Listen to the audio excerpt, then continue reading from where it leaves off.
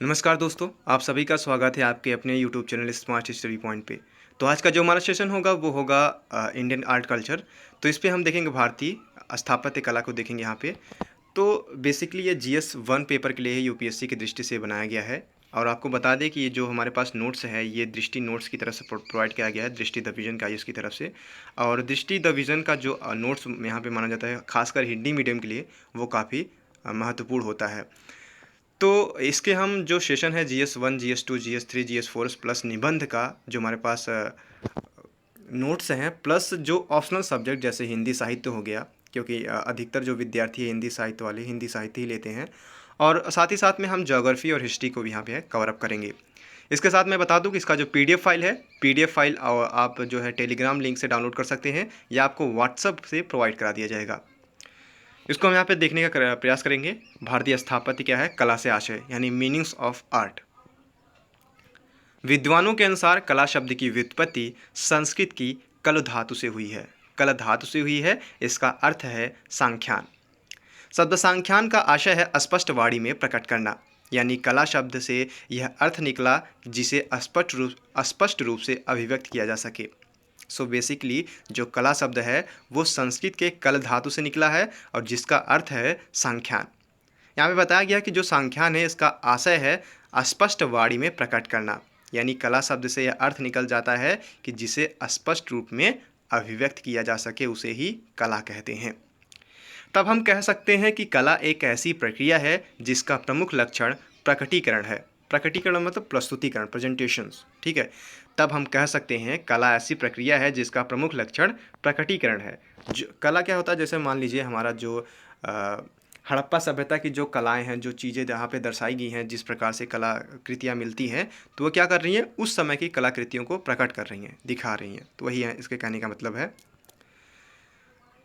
प्रकटीकरण। ऐसी कृति का निर्माण जिससे कुछ प्रकट हो सके कला है। कला का दूसरा अर्थ चंद्रमा के अंशों शोभित होने या अलंकरण करने से है। इस शब्द के अंग्रेजी अनुवाद आर्ट का आशय भी कौशल या निपुणता से है। इससे एक अर्थ यह निकाला जा सकता है कि कला में प्रकटीकरण, अलंकरण और कौशल की विशेषताएं सम्मिलित होती हैं। कला की एक शाखा ललित कला है। ललित कला से आशय सृजनात्मक और सौंदर्य शास्त्रीय दृष्टि से प्रेरित कला से है। इसमें ऐतिहासिक रूप से 5 प्रकार की कलाओं चित्रकला, मूर्तिकला, संगीत, काव्य और स्थापत्य कला को रखा गया है। आधुनिक समय में इसे दृश्य कला और प्रस्तुतिपरक कला के में विभाजित करते हुए इसे फोटोग्राफी, वीडियो आर्ट, कैलीग्राफी आदि को शामिल कर लिया गया है। इनमें स्थापत्य कला का अपना ही महत्व है, इसे वास्तुकला भी कहा जाता है। वर्तमान में समय में देखा जाए तो जो कला का अर्थ निकल के आता है फोटोग्राफी, वीडियो आर्ट और कैलीग्राफी से निकल के आता है, ठीक है। अब कला क्या है कि फोटोग्राफी के द्वारा आधुनिक समय में चली आती है, लेकिन इससे पहले देखें तो ललित कला से जो आशय था उस समय जो था क्या होता था कि ऐतिहासिक रूप से जो कला थी उसको 5 भागों में बांटा गया था, जिसमें चित्रकला थी, मूर्तिकला थी। चित्र मतलब जिसमें कुछ दर्शाया गया, दीवारों पे लिख दिया जाता था या फिर पत्रों पर लिख दिया जाता था। मूर्तिकला होती थी जैसे मूर्तियाँ बनाकर, संगीत होते थे, संगीत के माध्यम से व्यक्त किया जाता था। और काव्य तथा स्थापत्य होते थे, काव्य की रचनाएं होती थी जिसके माध्यम से प्रकट होता था, उस समय के विशेषताओं को प्रकट करते थे। प्रेजेंट टाइम में इसकी स्थिति बदल गई है, लेकिन कला वही है। कला का जो अर्थ है वो वही है। कला का अर्थ क्या है? प्रकटीकरण। वास्तु शब्द की व्युत्पत्ति संस्कृत भाषा के शब्द वश से मानी जाती है। इसका आशय बसने या रहने से है। इसी में वास, आवास, निवास आदि शब्द बने हैं। वास्तु शब्द का अर्थ भी इसी बसने की जगह से है। स्थापत्य शब्द वास्तु का ही पर्यायवाची है। जो स्थापत्य शब्द है वो वास्तु का ही पर्यायवाची शब्द है। और वास्तु का अर्थ क्या है? वास्तु जो है वश से निकली है, वश भाषा से निकली है, जिसका आशय है बसने या रहने, ठीक है। अब देखिए यहाँ पे को रिलेशन शामिल कर किया जा रहा है। ऐतिहासिक दृष्टि से हमने क्या देखा कि कला जो है वो 5 भागों में बटी हुई थी। चित्रकला, मूर्तिकला, संगीत कला, काव्य कला और स्थापत्य कला। और कला का जो हमने अर्थ देखा है वो प्रकटीकरण, मतलब किसी विशेष समय की जो प्रकटीकरण होती है वो कला के माध्यम से की जाती है। वर्तमान समय में इसकी जो देखा जाता है तो फोटोग्राफी, वीडियो आर्ट और कैलीग्राफी भी इसी के अंतर्गत जोड़ दिए गए हैं। अब दूसरा शब्द है वास्तु। ठीक है, वास्तुकला भी कहा जाता है। देखिए, इसमें स्थापत्य कला का अपना ही महत्व है, इसे वास्तुकला भी कहा जाता है। आधुनिक समय में क्या हुआ है कि इसे दृश्य कला और प्रस्तुति परक कला में विभाजित करते हैं। ठीक है, वर्तमान समय में फोटोग्राफी, वीडियो आर्ट और कैलीग्राफी हो गया है, इसको हमने देखा। और साथ ही साथ में हमने क्या देखा है कि इसे वास्तुकला भी कहा जाता है। ठीक है, वास्तुकला भी कहा जाता है। अब इसको थोड़ा देख लेते हैं। वास्तु शब्द की जो व्युत्पत्ति हुई है संस्कृत के शब्द के वत्स से मानी जाती है, वस। ठीक है, और इसी से वास, आवास और निवास आदि शब्द बने हैं। वास्तु शब्द का अर्थ भी इसी बसने की जगह से है। स्थापत्य शब्द वास्तु का ही पर्यायवाची है और दोनों ही शब्द पर्याप्त प्रचलित है। स्थापत्य शब्द का मूल भी संस्कृत में देखा जा सकता है। स्थापत्य स्थपति से बना है, इसी से स्थिति, स्थावर, स्थान आदि शब्द विकसित हुए हैं। स्थपति द्वारा की गई रचना ही स्थापत्य है। ठीक है, स्थपति, देखिए यहाँ पे जो स्थापत्य है वो स्थपति से बना है, और स्थपति का मतलब क्या होता है, स्थिति का बखान करना, स्थावर या फिर स्थान क्या प्रकटीकरण करना। ठीक है, तो वही चीज़ बताई गई है कि स्थपति द्वारा की गई रचना ही स्थापत्य है। देश में वास्तुकला का इतिहास काफ़ी पुराना है। विद्वानों के अनुसार देश की प्राचीन पुस्तकों में से करीब 180 पुस्तकें ऐसी है जिनमें स्थापत्य संबंधी बातों का दिशा निर्देश दिया गया है। इनमें सम्रागढ़, सूत्रधार और शिल्प रत्नासार आदि प्रमुख हैं। पुराणों में भी वास्तुकला संबंधी सामान्य जानकारी मिलती है। भारतीय स्थापत्य कला की विशेषताओं को उनके काल के संदर्भ में देखना ज़्यादा उपयोगी होगा। इन विशेषताओं को निम्नलिखित कालखंडों में बांटा गया है। पहला है सिंधुकालीन स्थापत्य यानी इंडस आर्किटेक्चर। ये क्या है? हड़प्पाकालीन स्थलों में मिले प्रमाणों से यह सिद्ध होता है कि यह सभ्यता वास्तुकला के क्षेत्र में अति उन्नत अवस्था थी। माफ़ कीजिएगा। जो हड़प्पाकालीन स्थलों में मिले प्रमाणों से यह सिद्ध होता है कि यह सभ्यता जो है वो वास्तुकला के क्षेत्र में अति उन्नत अवस्था में थी। मतलब इसकी उन्नति जो थी वो काफ़ी ऊंची तौर पे माना जाता है। सिंधु सभ्यता की नगर योजना में दुर्ग योजना, स्नानागार एवं अन्नागार जैसे विशाल भवनों की योजना से पता चलता है कि प्राचीन काल में ही भारत ने वास्तुकला के क्षेत्र में पर्याप्त उन्नति कर ली थी। अब यहाँ पे देखिए, जो हड़प्पाकालीन सभ्यता में जो मिला है नगर योजन, किस प्रकार से नालियाँ बनी थी, किस प्रकार से नालियों का योजन हुआ था, किस प्रकार से स्नानागार मिले हैं, अन्नागार मतलब जहाँ पे अन्न का भंडारण किया जाता था, उस हिसाब से अगर देखा जाए तो प्राचीन काल से ही हमारा वास्तुकला का जो यहाँ पे वास्तुकला थी वो विकसित हो चुकी थी और अपने शीर्ष स्थानों पर थी। ठीक, कहने का मतलब यही है। हड़प्पा सभ्यता के समकालीन अन्य सभ्यताओं में इतनी उन्नत नगर नियोजन व्यवस्था नहीं मिलती। ठीक है, यहाँ पे बताया गया कि हड़प्पा सभ्यता सबसे महत्वपूर्ण सभ्यता थी। किसकी दृष्टि से?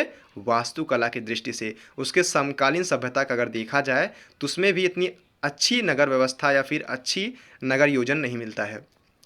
नगर के सभी क्षेत्र एक दूसरे के समांतर और सड़कें समकोण के आधार पर बनाई गई हैं। ठीक है, यहाँ पे विशेषताओं की बात की जा रही है कि क्या बताया गया है कि नगर के सभी क्षेत्र क्या है कि एक दूसरे के समांतर बनाए गए हैं। अब जो नगर क्षेत्र होते थे वो एक दूसरे के समांतर थे और जो समकोण था वो 90 अंश के आधार पर काटता था एक दूसरे को।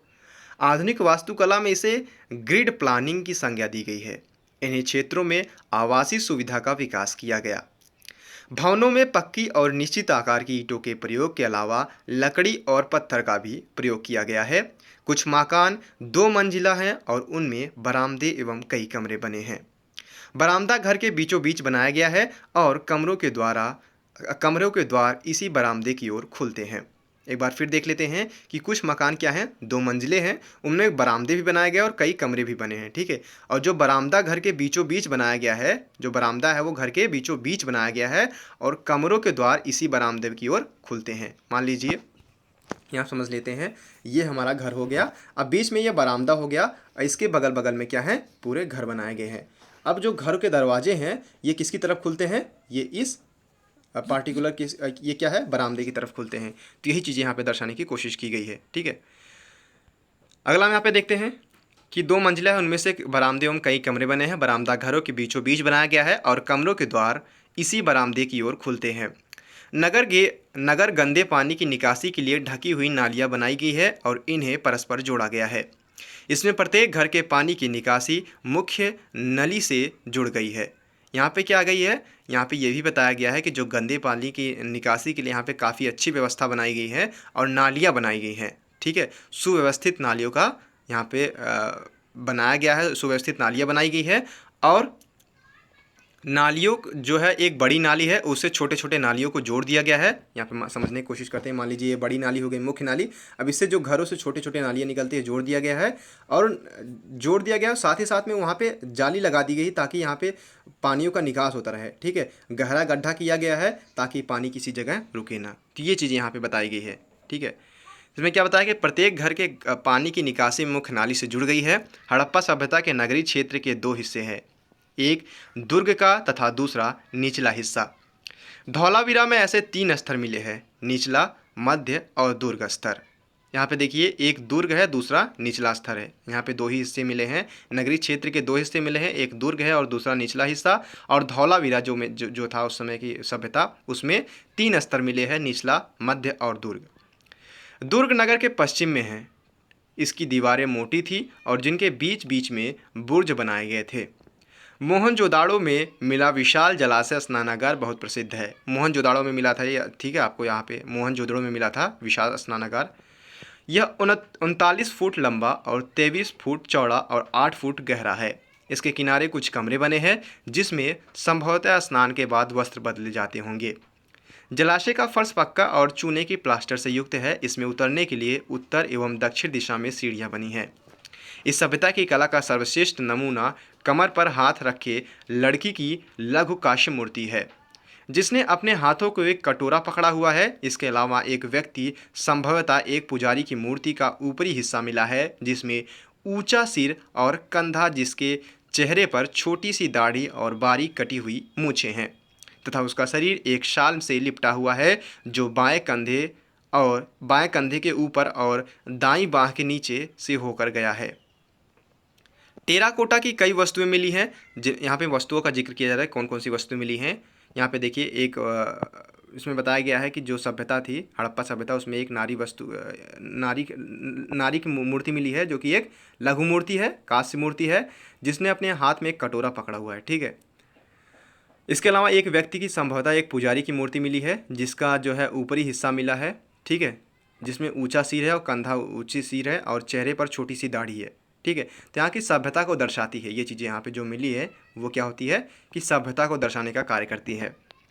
टेराकोटा की कई वस्तुएं मिली हैं जिनमें छोटे छोटे खिलौने जैसे कई तरह की आकृतियाँ और अलग अलग आकारों के बर्तन मिले हैं। इन बर्तनों पर प्राकृतिक आकृतियाँ बनाई गई हैं। हड़प्पा सभ्यता से मिली मुहरों का आकार प्रायः चौकोर है, जिनमें कई प्रकार की आकृतियाँ मिलती हैं। कुछ मुहरों में बैल तथा अन्य मुहरों में दूसरे जानवरों की आकृतियाँ बनाई गई हैं।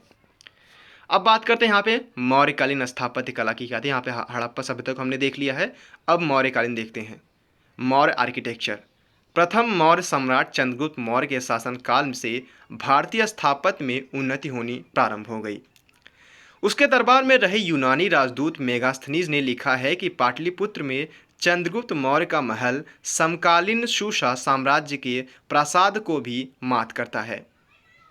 अब यहाँ पे ये बताया गया कि जो मेगास्थनीज था, उसका दरबारी था, एक यूनानी दरबारी था। इसने अपने ग्रंथ में लिखा है कि जो पाटलिपुत्र में जो चंद्रगुप्त मौर्य का जो महल था, उस समय एक राजा हुआ करता था, शूशा साम्राज्य। ठीक है, शूशा साम्राज्य हुआ करता था, उसको भी मात करता है। तो उस समय का महान सम्राट था। तो बताया गया कि स्थापत्य कला की दृष्टि से अगर देखा जाए तो शूशा जो साम्राज्य था, उसके महल को भी मात देता है। कौन? चंद्रगुप्त मौर्य का महल। तीसरे मौर्य सम्राट अशोक महान के शासनकाल में भारतीय स्थापत्य का नया इतिहास रचा गया। अशोककालीन स्थापत्य में राजाश्रित कला के स्तंभ, लेख, शिलालेख, स्तूप एवं गुफाएं तथा लोक कला में कुछ अन्य प्रकार की मूर्तियां आदि शामिल है। इनके विशेष अध्ययन की सुविधा के लिए इन्हें यहाँ अलग अलग बिंदुओं में बांटा गया है।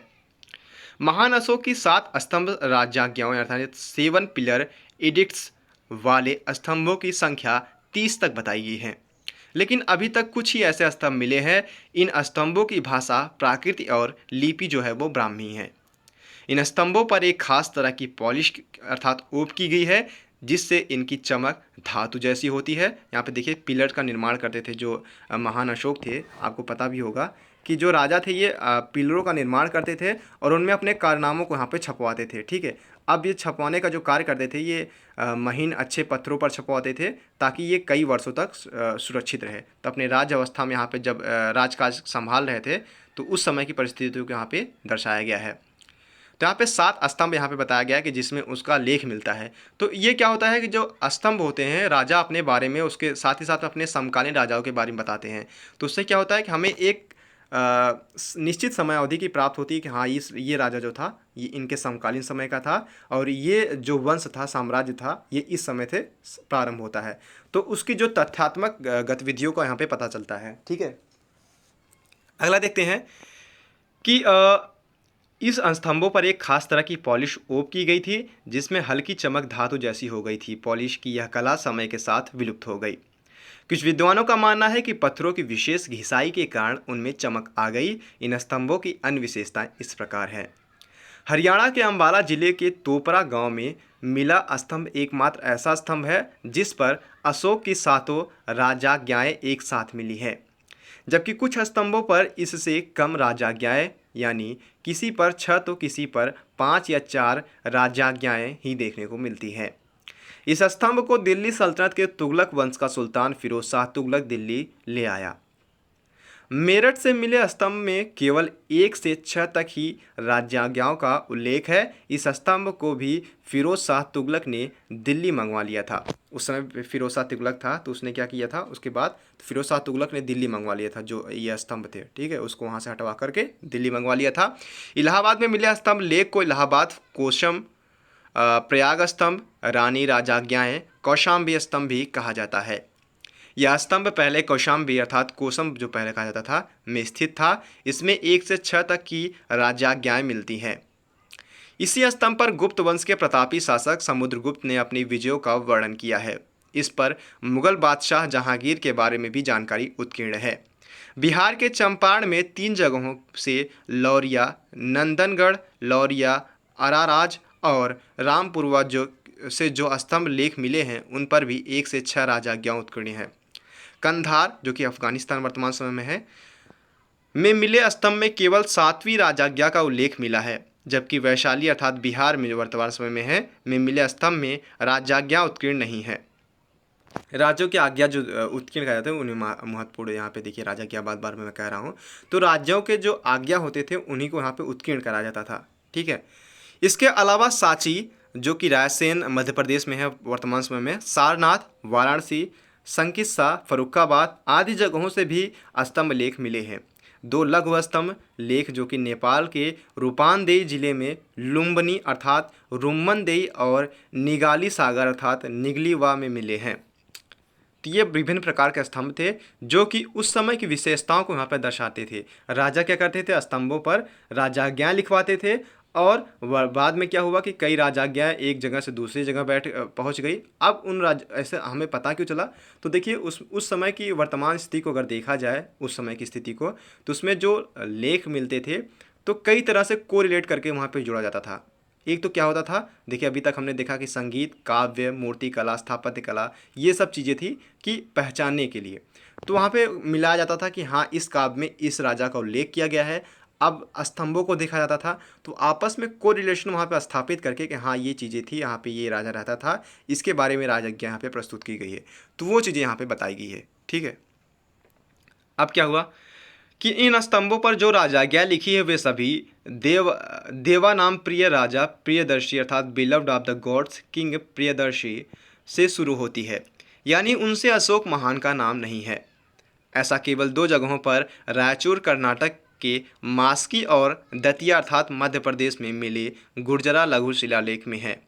इसी से यह स्पष्ट हुआ कि देवनाम प्रिय राजा प्रियदर्शी कोई और नहीं बल्कि स्वयं अशोक ही है। ठीक है, अब यहाँ पे जो मध्य प्रदेश में शिलालेख मिला है उससे पता चलता है कि प्रियदर्शी के नाम से जो है अशोक ही फेमस थे। पहली राजाज्ञा में धम्म का संरक्षण, अब देखिए जो जिस प्रकार के जो स्तंभ थे, जो पिलर्स थे, उनके बारे में बताया गया है कि जो पहली राजाज्ञा में धम्म का संरक्षण, धम्म के जरिए प्रसन्नता का संदेश दिया गया है, और दूसरी राजाज्ञा में धम्म क्या है यह बताया गया है। तीसरे में अशोक लोगों का आह्वान करता है कि वे खुद को जो है वो पापों और हिंसा की ओर देखे। और चौथे में अशोक राजयुकों की नियुक्ति के बारे में लोगों को बताते हुए कहता है कि उन्हें कल्याण और देश के लोगों की खुशी के लिए नियुक्त किया गया है। पांचवें में वह कुछ पशुओं और पक्षियों को मारने पर प्रतिबंध और उपोत्थ आदि पर्वों के अवसर पर ऐसे ही कुछ और निषेध एवं बंदियों को माफ़ी देने की घोषणा करता है। वहीं बात करें तो छठे की, तो छठे में अशोक ने इस धम्म राजाओं का उद्देश्य स्पष्ट करता है और सातवीं और अंतिम राजाज्ञा में वह धम्म और उसके विधान के बारे में विस्तार से बताता है। धम्म यहाँ पे धर्म से मतलब है, यहाँ पे समझने की कोशिश करिएगा आप। तो एक बार फिर से देख लेते हैं क्योंकि इंपॉर्टेंट है, ये सातों धम्मों को यहाँ पे, सातों पिलर्स को यहाँ पे बता दिया गया है। तो एक बार फिर से देख लेते हैं। पहली राजाज्ञा में धम्म का संरक्षण, धम्म के जरिए प्रसन्नता का संदेश दिया गया है। और दूसरी राजाज्ञा में धम्म क्या है यह बताया गया है। वहीं साथ ही साथ तीसरे में अशोक लोगों को आह्वान करता है कि वे खुद के पापों और हिंसा की ओर देखें। चौथे में अशोक राजयुकों की नियुक्ति के बारे में, किस प्रकार से राजा नियुक्त होते थे उनके बारे में बताते हुए कहता है कि उन्हें कल्याण और देश के लोगों की खुशी के लिए नियुक्त किया गया है। पांचवें में कुछ पशुओं और पक्षियों को मारने पर प्रतिबंध और उपोत्थ आदि पर्वों के अवसर पर ऐसे ही कुछ निषेध एवं बंदियों को माफ़ी देने की घोषणा करता है। छठे में अशोक इन धम्म राजाज्ञाओं का उद्देश्य स्पष्ट करता है और सातवीं और अंतिम राजाज्ञा में वह धम्म और उसके विधान के बारे में विस्तार से बताता है। यह स्तंभ मुख्यतः उत्तर मिर्ज़ापुर, जो कि वर्तमान समय में उत्तर प्रदेश में मिलता है, उत्तर प्रदेश के चुनार के लाल पत्थरों से बनाए गए हैं और वहीं से देश के बाकी हिस्सों में पहुंचाए गए। इनकी ऊंचाई 35 से 50 फुट तक और वजन लगभग 50 टन तक का है। यह स्तंभ एक ही शिला को काटकर बनाए गए हैं, यानी इनमें कहीं जोड़ नहीं है। मोमबत्ती के शक्ल वाले यह स्तंभ आधार की तरफ मोटे, और आधार मतलब नीचा जो है वो मोटा है और ऊपर की तरफ क्रमशः पतले होते हैं। लाट की टीक के ऊपर इकहरी या दोहरी मेखला होती है। मेखला के ऊपर आकृति उल्टे एवं खिले हुए कमल के फूल की तरह बनाए गए हैं और उसकी पंखुड़ियों में अलंकरण प्रकरण किया गया है। इसकी बैठकी या घंटाकृति कहा जाता है। फूल के सिरे पर बनी आकृति को कंठा या कंठी और उसके ऊपर तथा थोड़ी बड़ी आकृति को चौकी कहते हैं। इसी चौकी पर बने शीर्ष पर पशुओं की आकृति बैठाई गई है। इन पशुओं को संकिस्सा की हाथी, रामपुरवा के 2 स्तंभों में एकल सिंह और बैल तथा अन्य प्रकार की पशु आकृति मिलती है। इन पशु आकृति में सबसे महत्वपूर्ण आकृति सारनाथ से मिले 4 सिंहों के शीर्ष की है, जिसे बाद में भारत सरकार ने राष्ट्रीय चिन्ह के रूप में भी अपनाया है। यह स्तंभ अशोक ने भगवान बुद्ध के प्रथम धर्मोपदेश के स्मारक के रूप में लगाया था। इसकी सिंह आकृतियों के थोड़ा ऊपर एक धर्मचक्र भी बना था, लेकिन वह अब टूट चुका है। इसकी गोल चौकी पर 4 धर्मचक्र अंकित किए गए हैं और उनके बीच में 4 पशु, घोड़ा, हाथी, सिंह और बैल अंकित है, जो कि 4 दिशाओं की ओर दौड़ रहे हैं।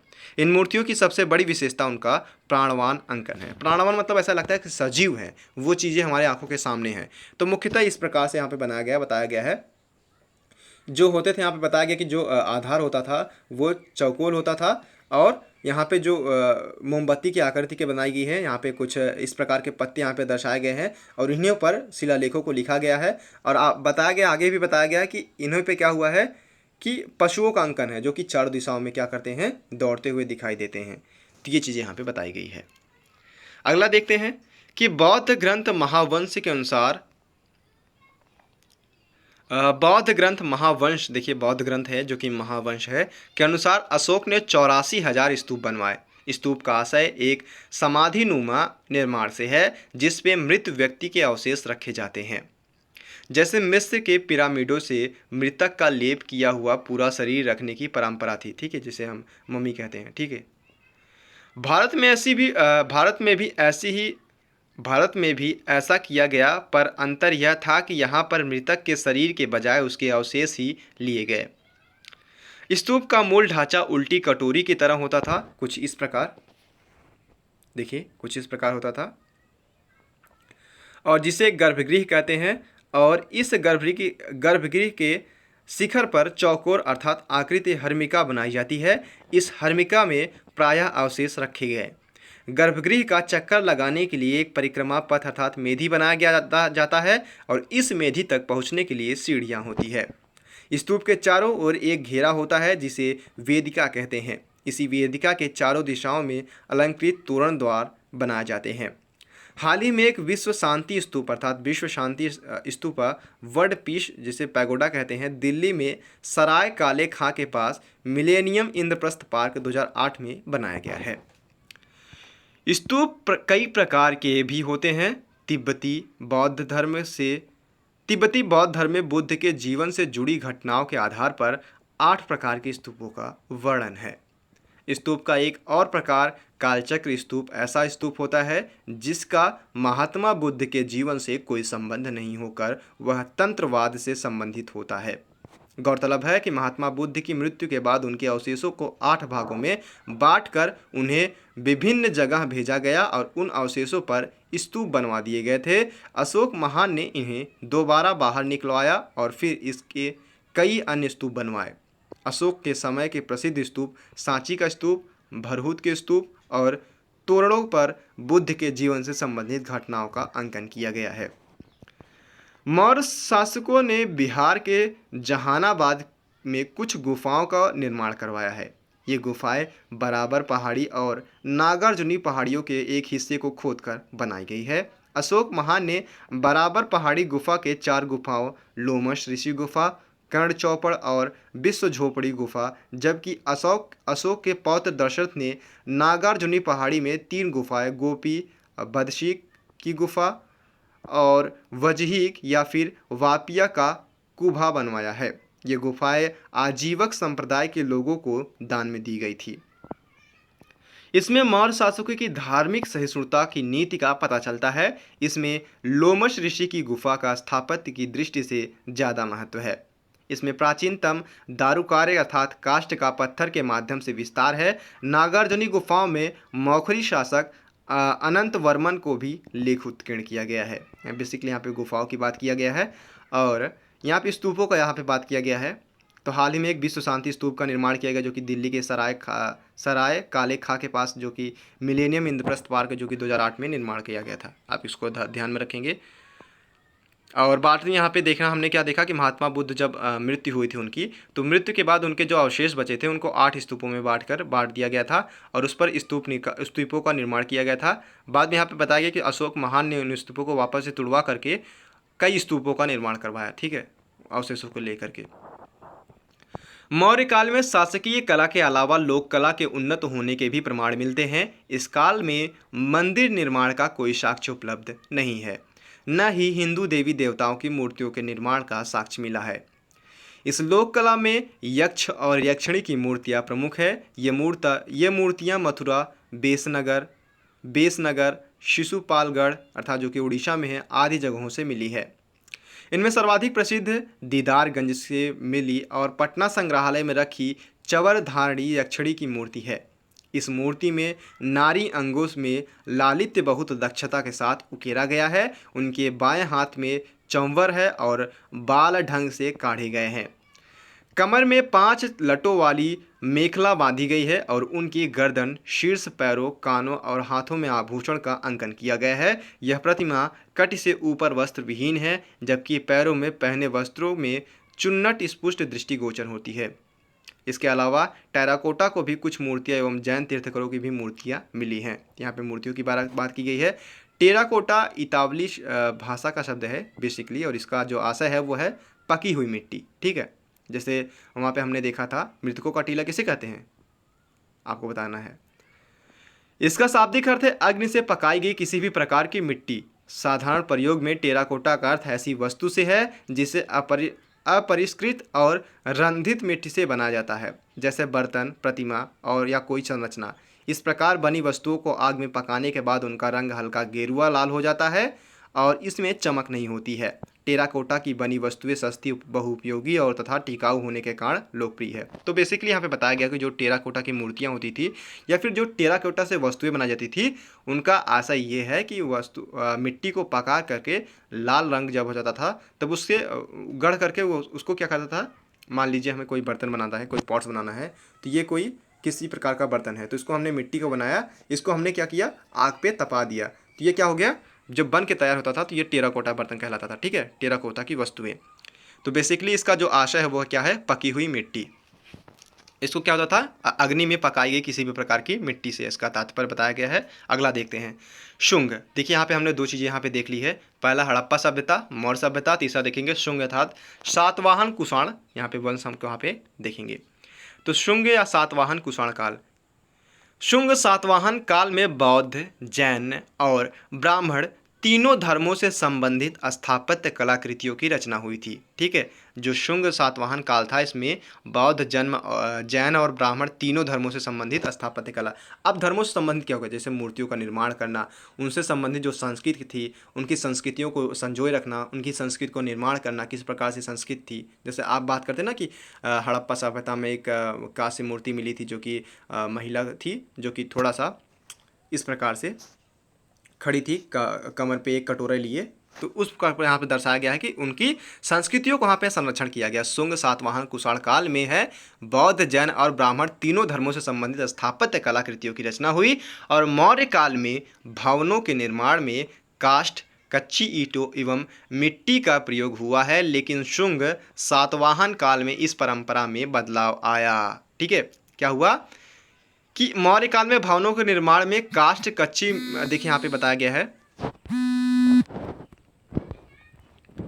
यहाँ पे क्या बताया गया है, तो यहाँ पे क्या देखा गया, कच्ची ईंटों, क्या हुआ कि मौर्य काल के भवनों के निर्माण में काष्ठ, कच्ची ईंटों एवं मिट्टी का प्रयोग हुआ था, लेकिन शुंग सातवाहन काल में इस परंपरा में बदलाव आया।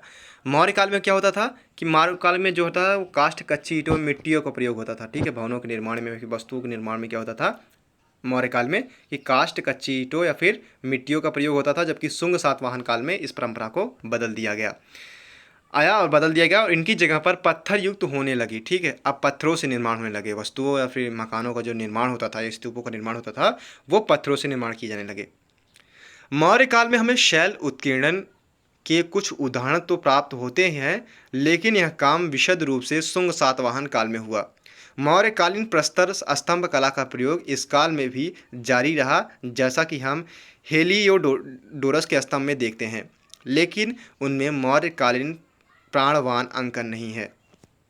अब देखिए यहाँ पे मोस्ट इंपॉर्टेंट जो चीज़ बताई गई है कि मौर्य काल प्रस्तर स्तंभ कला का प्रयोग इस काल में भी जारी रहा, यानी मौर्य काल से जो वस्तुएं बनाई जा रही थी, जो चीज़ों का निर्माण किया जा रहा था, उस प्रकार की जो स्थापत्य कला थी उनका निर्माण यहाँ पर जारी तो रहा शुंग सातवाहन काल में, लेकिन जैसा जारी रहा, माफ़ कीजिएगा, मौर्य प्रस्तर स्तंभ कला का प्रयोग इस काल में भी जारी रहा, जैसा कि हेलियोडोरस के स्तंभ में देखते हैं, लेकिन उनमें मौर्यकालीन प्राणवान अंकन नहीं है। मतलब कि जिस प्रकार से प्राणवान चीज़ें वहाँ पे बनाई जा रही थी, मतलब कि ऐसा ऐसा दृश्य बनाया जा रहा था कि सामने अगर रख दी जाए वस्तुएं तो ऐसा लगता था कि वो सजीव है, वो चीज़ें हमें देख रही हैं। ठीक है, तो वो चीज़ें यहाँ पे शुंग सातवाहन मान में ख़त्म हो गई।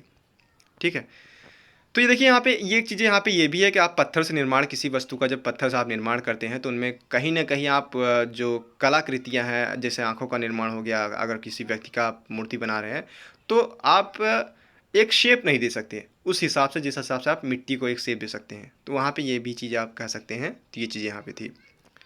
दूसरी अहम बदलाव यह हुआ कि मौर्यकालीन कला मुख्यतः राजकीय है, अर्थात राजा से संबंधित यहाँ पे चीज़ बनाई जाती थी राजा की आज्ञाओं के अनुसार, लेकिन शुंग सातवाहनों में कला का विषय राजकीय से हटकर लोक कलाओं या फिर आम जीवन से ज़्यादा नज़दीक हो गया। तो ये चीज़ें यहाँ पे इम्पोर्टेंट रखती है कि मौर्यकालीन की जो कला थी वो राजा से संबंधित थी, यानी राजा जो चाहता था वो बनवाता था, लेकिन राजकीय से हटकर किसमें, शुंग सातवाहन काल में राजा से हटकर लोक कलाओं और आम जीवन से ज़्यादा नज़दीकता यहाँ पे दिखाई गई है। एक जरिए से इस काल की कला मौर्य काल की कला का विस्तार भी है। जिन स्तूपों का निर्माण मौर्य युग में होना प्रारंभ हुआ था, अब उनके अलंकरण का काम इस युग में होना शुरू हो गया। जैसे सांची के स्तूप, भरहुत का स्तूप और बोधगया के स्तूपों के तोरणों आदि में गहन अलंकरण इस काल की देन है। ठीक है, अब जो स्तूप निर्माण किए गए थे, अब उन स्तूपों में अब यहाँ पे अलंकरण होने लगे, उसकी सज्जा सजावट यहाँ पे आप कह सकते हैं कि यहाँ पे देने का महत्वपूर्ण काम किया। इस युग में शुरू होने लगा। जैसे सांची, भरूच और बोध गया के स्तूपों के तोड़ों आदि में गहन अलंकरण इस काल की देन है। कार्ले, भाजा, अजंता आदि जगहों पर कला के नए स्वरूप पल्लवित हुए। इस युग के शिल्पकारों ने पहले दौर में मनुष्य, फूल, पत्ती और पशु आकृतियों का हिंदी प्रयोग किया, और इस युग के उत्तरार्ध में मूर्ति कला पर ज़्यादा बल दिया गया है। महात्मा बुद्ध की मूर्तियों या फिर हिंदू मंदिरों का निर्माण नहीं हुआ था इस काल में। इस परंपरा यह परंपरा इस काल में भी जारी रही और इसका निर्माण होता रहा। निर्माण के बजाय उसमें जुड़े धार्मिक प्रतीकों जैसे चक्र, पीपल का पेड़, बुद्ध के जन्म एवं जीवन से जुड़ी अन्य विशेषताओं का यहाँ पे वर्णन किया गया है शुंग सातवाहन काल में। अब देखिए, बुद्ध धर्म को संरक्षण दिया गया, लेकिन शुंग वंशीय शासकों ने इन नीतियों में परिवर्तन करके ब्राह्मण धर्म को प्रश्रय दिया। ठीक है। अब देखिए, शुंग वंश की तुलना में बौद्ध धर्म का संरक्षण बेहद कम होने का प्रभाव कला पर भी पड़ा है। हालांकि सांची और अन्य जगहों पर भी अलंकरण इसका दिखता है, इसी युग में हुआ, लेकिन ऐसे ही कार्यों में मौर्यकालीन उत्साह नहीं दिखाता है। अब यहाँ पे क्या बताया गया कि मौर्यकालीन जो है इसी युग में हुआ, लेकिन ऐसे कार्यों में मौर्यकालीन उत्साह नहीं दिखता। अशोक के काल में बना सांची का स्तूप है ईंटों का था। बाद में शुंग राजाओं ने उसके चारों ओर पत्थर की वेदिका घनवा दी और सातवाहन राजाओं ने इनके तोरण द्वार बनवा दिए। इन अलंकरणों की विषय वस्तु बुद्ध के जीवन और उनके पूर्व जन्मों संबंधी गाथाएं, माया देवी का स्वप्न, जेतवन दान, जातक कथाएं, पारिवारिक दृश्य, अनेक प्रकार के पशु नृत्य आदि के दृश्य हैं। इसके अलावा गजलक्ष्मी, मोटे पैरों वाले बौने, यक्ष यक्षिणी की मूर्तियाँ, इंद्र सभा की अप्सराएं, देवता एवं नाग संबंधी कलाकृतियां मिलती हैं। सांची के समकालीन कला की उत्कृष्टता का महत्वपूर्ण उदाहरण उड़ीसा के जैन धर्म संरक्षण राजा खारवेल के युग में जैन श्रमणों के लिए भुवनेश्वर के निकट बनाई गई उदयगिरी और खंडगिरी की गुफाएं हैं। अब यहाँ पे देखिए कि जो सांची के समकालीन कला की जो उत्कृष्टता है उसका महत्वपूर्ण उदाहरण अगर देखा जाए तो उड़ीसा के जैन धर्म संरक्षक राजा जो खारवेल थे। देखिए, उस समय उड़ीसा के जैन धर्म संरक्षक जो राजा खारवेल थे कि युग में जैन श्रमणों के लिए भुवनेश्वर के निकट बनाई गई उदयगिरी और खंडहर की गुफाएं हैं। ठीक है। तो उड़ीसा के जो खारवेल थे, इन्होंने जैन के संरक्षण के लिए यहाँ पे अनेक प्रकार की गुफाओं का निर्माण किया है, जैसे उदयगिरी की गुफाएं, खंडहरी की गुफाएं, ठीक है, खंडगिरी की गुफाएं। उदयगिरी की पहाड़ी में 18 गुफाएं और खंडगिरी की पहाड़ी में 15 गुफाएं बनाई गई हैं। हालांकि जानकारों में इनकी संख्याओं को लेकर मत भिन्नता बनी हुई है। दूसरे मतानुसार इनकी संख्या क्रमशः 19 और 16 है। इनमें कई गुफाएं प्राकृतिक है और कुछ पत्थरों को काटकर बनाई गई हैं। यहाँ उकेरे गए शिलालेखों में इन गुफाओं को लेना कहा गया है। ठीक है। अब देखिए, यहाँ पे बताया गया कि जो शिलालेख जो उकेर कर बनाए गए हैं उन्हें लेना कहा गया है। और ईसा पूर्व दूसरी शताब्दी में बने उदयगिरी की गुफाएं लगभग 135 फुट और खंडगिरी की गुफाएं 118 फुट ऊंची हैं। ये गुफाएं उड़ीसा क्षेत्र में बौद्ध धर्म और जैन धर्म के प्रभाव को दर्शाती है। इनमें से अधिकतर गुफाएं लंबाई में छोटी और इनका प्रयोग केवल सोने के लिए होता था। अलग अलग गुफाओं पर उनके राजकीय संरक्षकों के नाम उत्कीर्ण है। उदयगिरी गुफाओं में रानी गुम्फा या फिर रानी नूर गुफा ध्वनि संतुलित की विशिष्टता के लिए प्रसिद्ध है और समझा जाता है कि इसका प्रयोग मंत्रोच्चार के लिए और नाट्य प्रदर्शनों के लिए किया जाता था। यहाँ पे यह देखने योग्य बातें हैं कि जो उदयगिरी की जो गुफाएं थी उनमें इको सिस्टम कहा जाता है ना, इको पार्क, यहाँ पे इको सिस्टम यानी आवाज़ की जो गूंज होती है वो विशेष तौर पर बहुत तेज़ी होती थी। तो क्या होता था कि मंत्रों के ध्वनि उच्चारण के लिए जब वहाँ पे हवन होते थे, राजा जब हवन कराते थे उदयगिरी की गुफाओं में, तो मंत्रों का जब उच्चारण होता था तो उसमें ज़्यादा प्रभावशाली दिखता था। या फिर नृत्य होते थे तो उसमें भी इको जब सिस्टम होता है, आप देखें ना कि इकोसिस्टम से बचने के लिए क्या होता है कि मूवी थिएटर में आपको क्या बना दिया जाता है, पीछे पीछे आप जब देखेंगे सोखता लगा दिया जाता है जिससे इको ना आए, मतलब आवाज़ ध्वनि गूंजे ना। क्या होता है, अब ध्वनि गूंजने का विस्तार यहाँ पे आप ये समझ सकते हैं कि गुफाएं का निर्माण इस प्रकार से किया गया था कि ध्वनि का जो प्रतिध्वनि था वो काफ़ी तेज़ के साथ होता था, तो उसके काफ़ी यहाँ पे ज़्यादा आयाम यहाँ पे समझाया गया है। तो ये चीज़ें यहाँ पे थी। नाट्य प्रदर्शनों मतलब जो नाटक वाटक होते थे उसको यहाँ पे विशेष महत्व दी जाती थी। यह पर रथ पर सवार सूर्य देवता को भी मूर्ति है। दीवारों पर चित्र, बेले और प्रवेश स्थल पर दो संतरियों की मूर्तियां सहित इसमें कुछ सुंदर वास्तुकला के दृश्य है। अन्य गुफाओं के नाम बाजा घर, छोटा हाथी गुफा, जय विजय गुफा, पनाशा गुफा और ठकुरानी गुफा, गणेश गुफा, मंचापुरी, स्वर्गपुरी, पातालपुरी गुफा आदि हैं। हाथी गुफा में ऐतिहासिक दृष्टि से महत्वपूर्ण राजा खारवेल का शिलालेख मिला है। इसी प्रकार खंडगिरी की गुफाओं के नाम तातोवा, अनंत और तेंतुनी, ध्यान, नैमुनि, वाराभुजा, त्रिशूल, अंबिका और ललतेंदु केशरी गुफा आदि है। ये अन्य गुफाओं के नाम यहाँ पे बताया गया है। इसी तरह इसी तरह पश्चिमी भारत में स्थापत्य कला का बहुत विकास हुआ है। यहाँ के काठियावाड़ इलाके में मिली बौद्ध गुफाएं सबसे प्राचीन है। ठीक है, पश्चिमी भारत की यहाँ पे बात की जा रही है। तो इसी तरह पश्चिमी भारत में स्थापत्य कला का बहुत विकास हुआ है। यहाँ के जो काठियावाड़ इलाके हैं इसमें बौद्ध गुफाएं सबसे प्राचीन हैं। ठीक है, इसके बाद खंभात की खाड़ी के पार इलाके में कला सौष्ठव से युक्त गुफाओं का निर्माण हुआ है। जो खंभात की खाड़ी थी इसके पार इलाकों में क्या हुआ है कि कला से भरी हुई युक्त गुफाओं का निर्माण किया गया है। यानी दीवारों पर अच्छी तरह से कलाकृतियाँ की गई है, या फिर इकोसिस्टम यानी प्रतिध्वनि गुफाएं बनाई गई हैं। कई प्रकार के यहाँ पर निर्माण किया गया है। ठीक है, ये गुफाएं हीनयान और बाद में महायान संप्रदाय के श्रमणों के अधिकार में आ गई। जो हीनयान और महायान जो आपको पता होगा दो संप्रदायों में बट गया था, उनके यहाँ पे संरक्षण में आ गई थी बाद में ये गुफाएं। ठीक है, इसमें सबसे महत्वपूर्ण पुणे के लोनावाला इलाके में सह्याद्री की पहाड़ियों में कारले अर्थात या कारला जिसे कहते हैं, या फिर भज अर्थात भाजा, औरंगाबाद जिले में महाराष्ट्र और में अजंता या फिर अजंठा जिसे कहते हैं। ठीक है, आदि क्षेत्रों में गुफाएं हैं। एक बार फिर से देख लेते हैं। इनमें सबसे महत्वपूर्ण पुणे के लोनावाला इलाके में सह्याद्री की पहाड़ियों में कारले एवं भज या फिर भाजा, औरंगाबाद जिले में महाराष्ट्र में अजंता की गुफाएं यहाँ पे महत्वपूर्ण विशेष रखती हैं। देखिए एक बार फिर से देख लेते हैं। सह्याद्री की पहाड़ियों में क्या किया, कारला गुफाएं मिली हैं, और जो भज है वो औरंगाबाद जिले में मिली है, और अजंता की गुफाएं वो महाराष्ट्र में मिली है।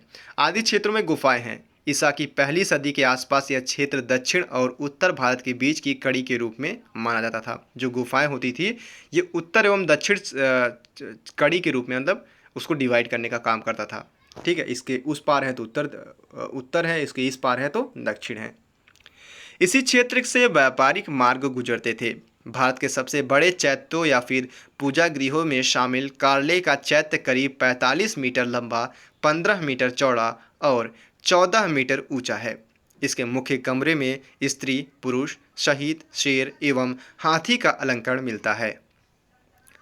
कारले के परिसर में कुछ अन्य चैत्य एवं विहार अर्थात आवासीय क्षेत्र भी मिले हैं। इसके निकट ही बनी भज की गुफाओं में निर्मित चैत्य एवं विहार एवं इसके आसपास बने अन्य चैत्य और जल संग्रहण का तरीका पोडिश अर्थात पोडिश या वाटर सिस्टर्न्स भी उत्कृष्ट स्थापत्य का नमूना है। इसी तरह वहाँ पर कोंडन, बेडसे और जुन्नार में विहार एवं चैत्य है।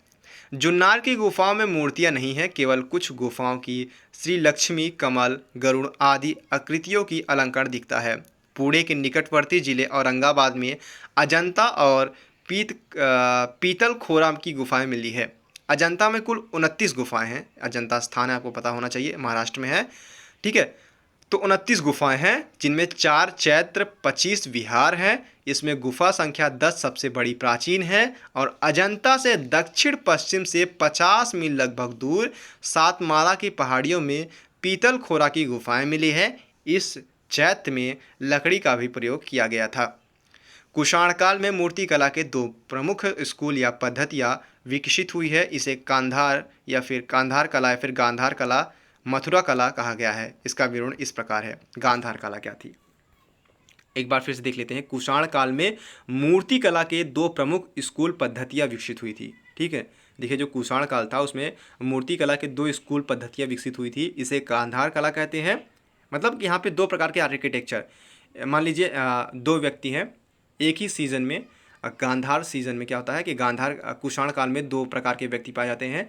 एक तो गांधार कला की तरह निर्माण करता है, मतलब कि एक मंदिरों का निर्माण जो है ऊंचे स्तूपों के माध्यम से करता है, और दूसरा अलग प्रकार से। तो ये अलग अलग यहाँ पे डिवाइड कर दिया गया। तो गांधार और दूसरा क्या था इसमें, मथुरा कला। तो गांधार कला को यहाँ पे देखते हैं। पहली सदी से लेकर तीसरी सदी तक का इतिहास उथल पुथल भरा रहा है।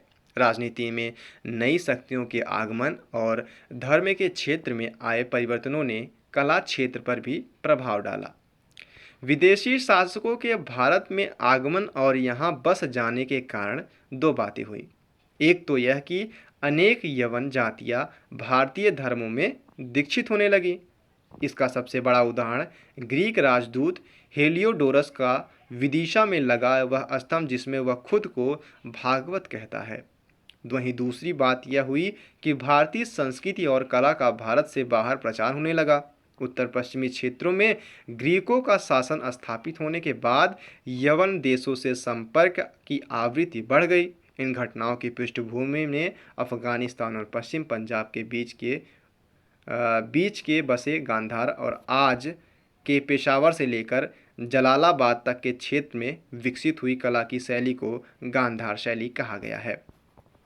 यहाँ पे ये बातें बताई गई हैं कि विशेष प्रकार की मान लीजिए कोई विदेशी वहाँ पे जब आने लगे हमारे भारत में, तो उन्होंने हमारी संस्कृति को अडॉप्ट कर लिया, मतलब ग्रहण कर लिया। अब हमारे संस्कृत का विकास होने लगा। यहाँ तक ये भी कहा गया है कि हेलियोडोरस जो था उसने वह स्तंभ का निर्माण करवाता है जिसमें वो स्वयं को भागवत कहता है। ठीक है, भागवत कहता है। इसने पूरी तरह से हमारी भारतीय संस्कृत को ग्रहण कर लिया था, अब्जॉर्व कर लिया था, और बताया गया है कि हमारी संस्कृत का विस्तार जो है अफगानिस्तान के क्षेत्रों, पश्चिमी पंजाब के बीच गांधार का, इसके जो बीच जो संस्कृत का विस्तार हुआ उसे गांधार कला कहते हैं। ठीक है, गांधार शैली कहा जाता है। यानी यह शैली ऐसी है जिसमें हिंदुस्तान और ग्रीक कला दोनों के प्रभाव दृष्टिगोचर होते हैं। इस युग में विकसित वास्तु की दृष्टि से तक्षशिला का महत्वपूर्ण स्तूप धर्मराजिका या चीर स्तूप है। दूसरी महत्वपूर्ण स्तूप मणिक्याल का स्तूप है। वास्तुकला की दृष्टि से तक्षशिला के सिरकप और सिरमुख क्षेत्र महत्वपूर्ण माने जाते हैं। सिरकप में दो सिर वाले गरुड़ पक्षी देवालय को हिंदी यूनानी स्थापत्य के प्राचीनतम नमूनों में से एक माना जाता है। इसी तरह तक्षशिला में मिला जांडियाल का मंदिर तख्त ए बाही का बौद्ध स्तूप भी स्थापत्य की दृष्टि से महत्वपूर्ण है। पाकिस्तान के पेशावर क्षेत्र में शाहजी की ढेरी से भी हिंदी यूनानी स्थापत्य प्रभावों से युक्त बौद्ध स्तूप के अवशेष मिले हैं। स्थापत्य के अलावा इन शैली में बनी मूर्तियां हिंदू कुश की पहाड़ियों से लेकर मथुरा तक पर्याप्त संख्या में मिलती हैं। कुषाण काल में इस शैली में बनी मूर्तियां संख्या और गुणवत्ता की दृष्टि से ज़्यादा उत्कृष्ट है। इस शैली का प्रमुख विषय महात्मा बुद्ध और बोधिसत्व की मूर्तियां हैं। कई विद्वान महात्मा बुद्ध की पहली मूर्ति के निर्माण का श्रेय गांधार कला को ही देते हैं। इसके अनुसार बुद्ध की पहली मूर्ति इस शैली में बनी और इसका अनुसरण मथुरा एवं अन्य कलाओं में किया गया। कुछ विद्वान इससे असहमत हैं। गांधार शैली में बुद्ध के जीवन की घटनाएं और बौद्ध धर्म से जुड़ी कथाओं के विषय में आदि से ही इस कला का विस्तार मिला है। इस कला की विशेषताओं की बात किया जाए तो मूर्तियों में महात्मा बुद्ध और बौद्ध धर्म संबंधी विषयों से प्रेरणा दिखाई पड़ती है। यहाँ पे क्या बताया गया है कि मूर्तियों में जो है महात्मा बुद्ध और बौद्ध धर्म संबंधी विषयों से प्रेरणा दिखाई पड़ती है, और इस कला में तत्कालीन जैन और ब्राह्मण धर्म से संबंधित मूर्तियों संबंधी प्रमाण नहीं है। यहाँ पे विशेषता बात किया जाए तो यहाँ पे मूर्तियों में महात्मा बुद्ध और बौद्ध धर्म संबंधी विषयों से प्रेरणा दिखाई पड़ती है कि इससे हम क्या प्रेरणा ले सकते हैं, इसकी यहाँ पे सीख दर्शाई गई है। साथ ही साथ में इस कला में तत्कालीन जैन और ब्राह्मण धर्म से संबंधित मूर्तियों संबंधी प्रमाण नहीं मिले हैं। ठीक है, सिर्फ यहाँ पे बौद्ध धर्म की महात्मा बुद्ध और बौद्ध धर्म से संबंधित विषयों को ही यहाँ पे दर्शाया गया है। मूर्तियों में ग्रीक शिल्प केवल बाहरी प्रभावों से परिलक्षित होता है, जबकि मूर्ति के आंतरिक और बाह्य भावों में भारतीय पक्षों की अधिकता दिखाई पड़ती है। हालांकि यहाँ पे बताया गया है कि ग्रीक ग्रीक शिल्प और भारतीय शिल्प दोनों को यहाँ पे मिला जुला सम्मेलन है। लेकिन बाहरी रूप से तो देखा जाए ठीक है, ग्रीक का कुछ कुछ यहाँ पे अंश दिखाई देता है, लेकिन आंतरिक और जो बाह्य रूप से दर्शाता है मुख्यतः उसमें भारतीय कला का यहाँ पे पक्ष मिलता है, बेहतर पक्ष दिखाई देता है। यानी मूर्तियों की मुद्राएं तो बौद्ध हैं, लेकिन उनका चित्रण ग्रीक से प्रेरणा पाता है। जैसे बुद्ध कमलासन पर बैठे हैं, लेकिन उनके हाव भाव ग्रीक देवताओं जैसे हैं। ठीक है, यहाँ पे बताया गया है कि यहाँ पे दोनों का मिला जुला है। उनके कमल पर बैठे हैं, लेकिन उनका जो हाव है, नहीं हंसने का या फिर किस प्रकार से वो देख रहे हैं, उनकी दृष्टि देखने का प्रकार जो हाव भाव है वो ग्रीक से प्रभावित है। इस शैली के मूर्तिकारों, आपको बता दें ग्रीक जो है यहाँ पे जो हेरोडोटस जो बता रहे हैं ना कि बाहर से जो अफ़गानिस्तान से या फिर पश्चिमी इधर से पंजाब से क्षेत्र से जो अफ़गानिस्तान वाले लोग आते थे बाहर से, तो वो लोग क्या करें कि ग्रीक शब्द का जो ग्रीक शैली थी उसको विकास किया और उन भारतीय शैली को अडॉप्ट किया। इसके बाद दोनों जब मिली संस्कृतियाँ आपस में, तो एक नई संस्कृति बनकर सामने उभर कर आई है। इस शैली के मूर्तिकारों ने भूरे एवं धूसर पत्थरों का प्रयोग किया है। हालांकि कुछ उदाहरण चूना और बालों के मिश्रण से तैयार मूर्तियों को भी मिलते हैं। इस शैली में ऊंचे घुटने तक के जूते, चुन्नटों वाले वस्त्र, महीन सिलवटों वाले वस्त्र की सज्जा का प्रयोग किया गया है। गांधार कला में अलंकरण की प्रवृत्ति ज़्यादा मिलती है। इस कला में महात्मा बुद्ध का स्वरूप आध्यात्मिक न होकर राजसी ज़्यादा प्रतीत होता है। अन्य प्रकार की मूर्तियों में इसी राजसीय वैभव के दर्शन होते हैं। क्या बताया गया कि गांधार कला में जो अलंकरण है वो अलंकरण की प्रवृत्ति ज़्यादा मिलती है, मतलब साजो सज्जा की प्रवृत्ति यहाँ पे ज़्यादा मिलता है। और इस कला में जो है महात्मा बुद्ध का जो स्वरूप है वह आध्यात्मिक ना होकर, जबकि वास्तव में क्या थे, आध्यात्मिक ही थी। महात्मा बुद्ध जो है जब उन्होंने समाज से विदा लिया, जब उन्होंने समाज का परित्याग करके आध्यात्मिक रूप धारण किया, तो उन्हें ज्ञान की प्राप्ति हुई। तो यहाँ पे आध्यात्मिक रूप दिखाना चाहिए था, लेकिन क्या हुआ कि यहाँ पे आध्यात्मिक ना होकर राजसी प्रतीत होता, मतलब उसको राजा की तरह एक दिखाया गया है। अन्य प्रकार की मूर्तियों में भी इसी राजसी वैभव के दर्शन होते हैं। महात्मा बुद्ध की मूर्तियों में मूछें भी उकेरी गई हैं। यह एक विशिष्ट लक्षण है जो कि अन्य भारतीय मूर्तिकला में मिलना दुर्लभ है। इसी तरह उनके होठ मोटे बनाए गए हैं। ये मूर्तियों की कुछ विशेषता है कि यहाँ पे मूछें दर्शाई गई है, होठ जो है मोटे हैं, लेकिन अन्य भारतीय अगर कलाओं में देखें तो इस तरह की मूर्तियाँ भारतीय कला में यहाँ पे नहीं मिलती हैं। बालों को जटाओं के बजाय घुंघराला स्वरूप दिखाया गया है। केश सज्जा का विधान भी विशिष्ट है। ठीक है, गांधार की मूर्तियां में प्रभा मंडल बनाया गया है और भारतीय मूर्ति शिल्प में यह नया कदम आगे चलकर बहुत प्रभावशाली सिद्ध हुआ। इसने चित्रकारी की कला में लोगों को चित्रांकन में प्रभाव मंडल बनाने की प्रेरणा दी है। अगला हमारा अगर विशेषताओं की बात करें तो ग्रीक कला में देवताओं की मूर्तियाँ जो है वह शारीरिक सौष्ठव से युक्त बनाई गई। इसका प्रभाव गांधार कला पर भी दिखता है।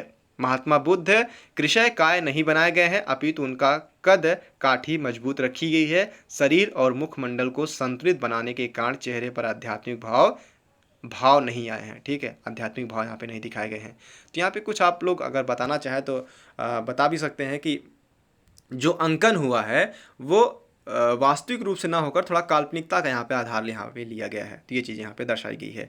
अगला देखते हैं कि मथुरा कला क्या है। प्राचीन काल के सौरसेन या आधुनिक मथुरा के क्षेत्र में विकसित हुई इस शैली को क्षेत्र के नाम पर ही मथुरा कला कहा जाता है। मथुरा नाम क्षेत्र यहाँ पे विकसित हुई कला, तो जिसे देखिए यहाँ पे क्षेत्र विशेष के आधार पर रख दिया गया है। वहाँ पे गांधार नामक क्षेत्र पर विकसित हुआ, तो उस क्षेत्र में अफगानिस्तान या फिर पूर्वी पंजाब के कुछ क्षेत्र आते थे, तो उस क्षेत्र की विशेष कला थी, इसलिए उसको उस क्षेत्र के विशेष कला के रूप में गांधार शैली रख दिया गया।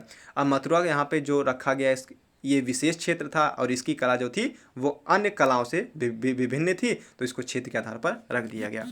ठीक है, नामकरण भी कहा जाता है। मथुरा कला क्या था, तो प्राचीन काल के सौरसेन या फिर आधुनिक काल के क्षेत्र में विकसित हुई इस शैली को क्षेत्र के नाम पर ही मथुरा कला रख दिया गया। ठीक है, इसलिए इसे मथुरा कला कहा जाता है। इस कला शैली का सर्वाधिक विकास कुषाण काल में हुआ है। यहाँ की कला शैली में बौद्ध धर्म के अलावा ब्राह्मण धर्म और जैन धर्म से संबंधित मूर्तियाँ भी मिलती हैं। जहाँ गांधार कला में विदेशज प्रभाव स्पष्ट दृष्टिगोचर होता है, वहीं मथुरा कला में भारतीय प्रकार की परंपरागत शैली सामने आई। मथुरा कला में देखिए, यहाँ पे एक बात यहाँ पे समझने योग्य बातें हैं कि जहाँ गांधार कला में विदेशज प्रभाव का स्पष्ट दृष्टिगोचर होता है। मतलब क्या हुआ कि वहाँ पे विदेशी कलाओं कहाँ पे स्पष्ट रूप से दृष्टिगोचर होता है।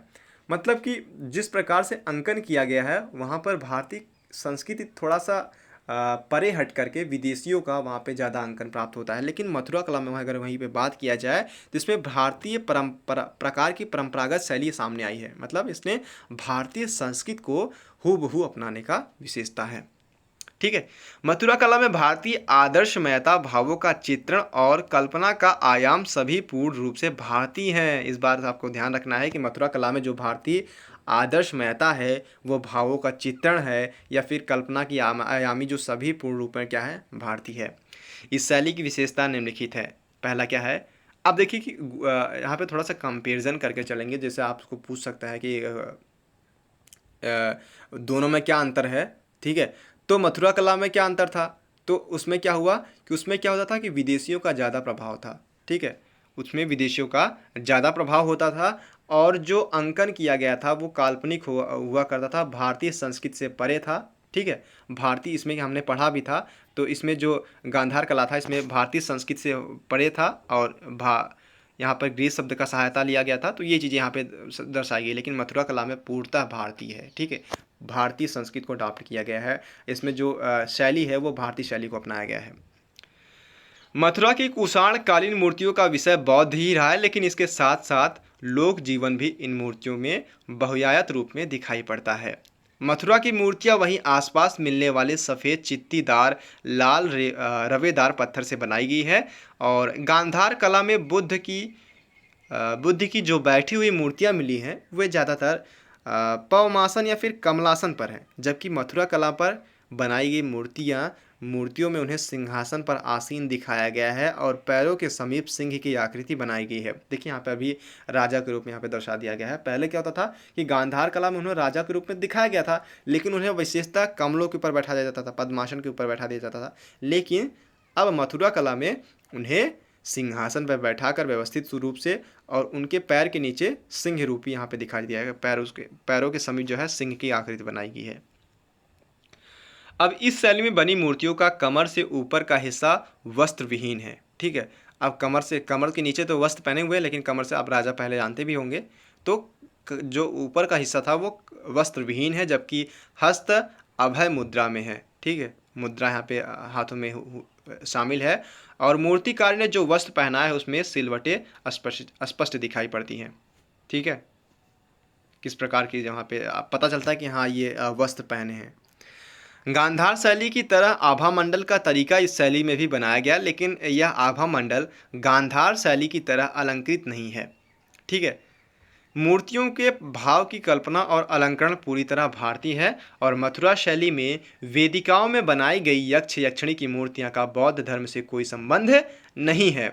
उनके विषय प्रायः प्रधान है। ऐसी ही एक मूर्ति प्रसादिका की मूर्ति के नाम से प्रसिद्ध है। जिस समय गांधार और मथुरा शैली पनप रही थी उसी समय लगभग 200 ईसा पूर्व में दक्षिण भारत में अमरावती नामक स्थान स्थापत्य और मूर्ति शिल्प के रूप में उभर रही थी। ठीक है, अमरावती नामक स्थान पर मूर्ति शिल्प के रूप में उभर रही थी स्थापत्य जो थी, और वर्तमान में यह क्षेत्र आंध्र प्रदेश के गुंटूर जिले में स्थित है। यहाँ की मूर्ति कला अपनी विशिष्टता और उत्कृष्ट कल्प कौशल के कारण काफ़ी प्रसिद्ध हुई हैं। अमरावती के विशाल स्तूप या स्मृति टीले के खंडहरों के साथ साथ यह शैली आंध्र प्रदेश के जगया माफ़ कीजिएगा जगयापेट, नागार्जुनकोंडा और गोली तथा महाराष्ट्र राज्य के तेर के स्तूप के अवशेषों में भी देखी जाती है। यह शैली श्रीलंका, जो कि वर्तमान समय में स्थान है अनुराधापुरा में, और दक्षिण पूर्व एशिया के कई भागों में फैली हुई है। ठीक है, जो ये शैली थी अमरावती नामक स्थान से स्थापित मूर्ति की कला जो है ये जो है श्रीलंका में और दक्षिण पूर्व एशिया के कुछ भागों में ये फैली हुई है। इस शैली के तहत बने अमरावती स्तूप का निर्माण लगभग 200 ईसा पूर्व प्रारंभ किया गया था और उसमें कई बार नवीनीकरण तथा विस्तार हुए। इस स्तूप बौद्ध काल में बनाए गए विशाल आकार के स्तूपों में से एक था। इसका व्यास लगभग 50 मीटर तथा ऊंचाई लगभग 30 मीटर थी। इस स्तूपों में सांची और भरहूत के समान ही बुद्ध के जीवन से संबंधित दृश्य एवं जातक कथाएं उकेरी गई हैं। स्तूप का अधिकांश भाग नष्ट हो गया है, लेकिन इसके अवशेषों के आधार पर कहा जा सकता है कि अमरावती में वास्तुकला और मूर्तिकला की स्थानीय मौलिक शैली विकसित हुई है। यहाँ से प्राप्त मूर्तियाँ की कोमलता एवं भाव भंगिमाएं दर्शनीय है। प्रत्येक मूर्ति का अपना आकर्षण है। कमल पुष्प का अंकन बड़े स्वाभाविक रूप से हुआ है। अनेक दृश्यों का एक साथ अंकन इस काल के अमरावती शिल्प की प्रमुख विशेषता मानी जाती है। इसमें भी अमरावती जो शिल्प था, इसमें भी बुद्ध से संबंधित जो है मूर्तियों को बनाया गया है। और ये बताया गया कि इसकी जो शिल्प थी, अंकन बड़े स्वाभाविक रूप से की गई है। कमल पुष्प का अंकन बड़े स्वाभाविक रूप से हुआ है, उनके दृश्यों का एक साथ अंकन किया गया है। ये विशेषताएं थी अमरावती शिल्प की। ठीक है, तो उसी गांधार और मथुरा शैली के समय सीमा में ही ये इसका विस्तार हुआ था। श्रीलंका और यहाँ पे हमने देखा भी है कि श्रीलंका और उसके विशेष क्षेत्रों में जो है प्रभावी थी। ठीक है, तो अमरावती शैली मथुरा शैली और गांधार शैली से पुरानी है। जो अमरावती शैली है मथुरा शैली और गांधार शैली से पुरानी है। गुंटूर जिले में ही नागार्जुन, गुंटूर मतलब आंध्र प्रदेश, नागार्जुन नामक जगह से भी एक स्तूप के अवशेष मिले हैं। इन स्तूपों को इक्ष्वाकु वंश के राजाओं ने बनवाया था। अमरावती शैली को यूनानी प्रभाव से पूर्णतः मुक्त माना जाता है, पर कुछ विद्वान नागार्जुन कोंडा की मूर्तियों को रोमन प्रभाव से युक्त मानते हैं।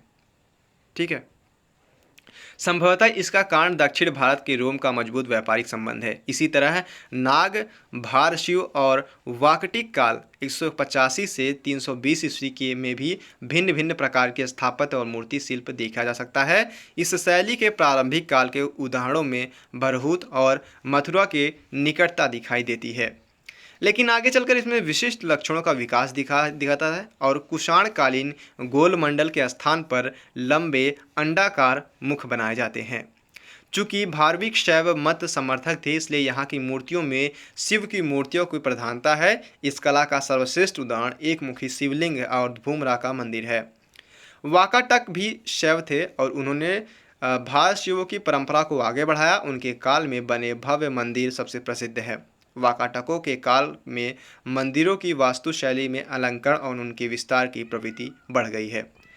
तो ये चीज़ें थी आज का जो हमारा टॉपिक होता था, क्योंकि वीडियो हम एक एक पार्ट में करके बनाएंगे, क्योंकि बड़ा वीडियो जाएगा तो आपको भी बोरिंग होगी और मुझे भी पढ़ाने में थोड़ा सा बोरिंग फील होगा। ठीक है, तो हम इसको समझते चलेंगे, एक एक पॉइंट को समझेंगे, साथ ही साथ में नोट्स आपको प्रोवाइड करा दिया जाएगा। इससे रिलेटेड आपको कोई भी अगर डाउट होता है तो डेफिनेटली आप क्लियर हमारे यूट्यूब से, हमारे इंस्टाग्राम से, फेसबुक अकाउंट से जुड़ सकते हैं। आपके जीवन के किसी भी पड़ाव पर आपको कोई भी समस्या हो या फिर यूपीएससी से रिलेटेड कोई भी समस्या हो तो डेफिनेटली आप इंस्टाग्राम से पूछ सकते हैं। ठीक है, तो अगला जुड़े रहिएगा, इसी प्रकार से अगला जो हमारा सेशन जल्दी ही आएगा।